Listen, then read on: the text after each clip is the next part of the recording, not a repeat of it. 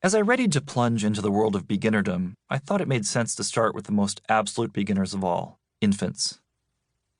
They come screaming into a world of bright light, a barrage of sounds and smells, the sudden shocking tug of gravity. They're equipped with the barest capacities to do anything. If they could make it, I thought, so could I. One spring morning, I headed to one of the country's best places to understand infant behavior, luckily just a subway ride away, the Infant Action Lab on the 4th floor of New York University's Center for Neural Science.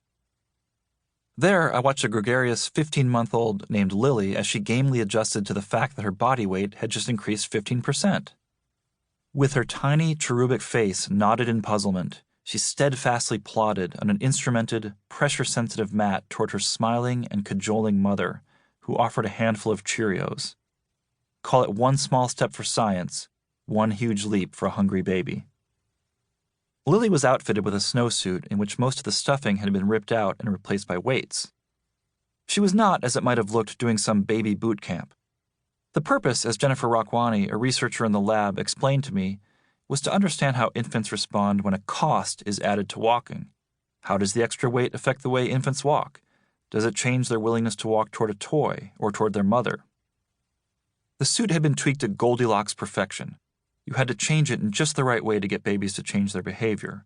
When the weights were placed entirely around the ankles, for instance, instead of distributed throughout the suit, babies just sat down. At the aptly named Action Lab, which looks like a daycare center nestled into the groves of academe, padded walls, stain-resistant carpeting, a smattering of toys, infants clamber down steep ramps, wobble towards steep drop-offs, stagger across open chasms on adjustable walkways, and endlessly cavort. They do this under the watchful eyes of researchers who sit in another room over notebooks and desk salads, carefully monitoring video screens. The point of all this infant parkour, don't worry, no one gets hurt, is to understand how infants go about acquiring one of life's biggest skill sets, mobility. When do they learn to crawl or walk? How do they do it?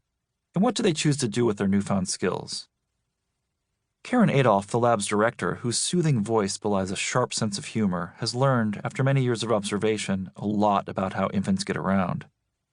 Each hour, the average toddler, from 12 to 19 months, travels the length of some 8 football fields, taking some 2,400 steps. That's more than the average adult in America. Some 30% of each hour is dedicated to moving.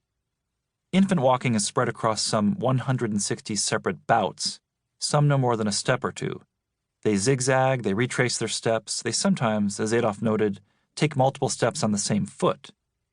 Even though it only makes walking harder, new walkers will often carry things, some 38 times per hour. Before they can walk, they're hardly immobile, of course. They drag, pull, hoist, and propel their bodies, as Adolph described.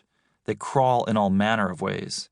Roughly 1/5 of them will bum shuffle. Yes, that's the official term.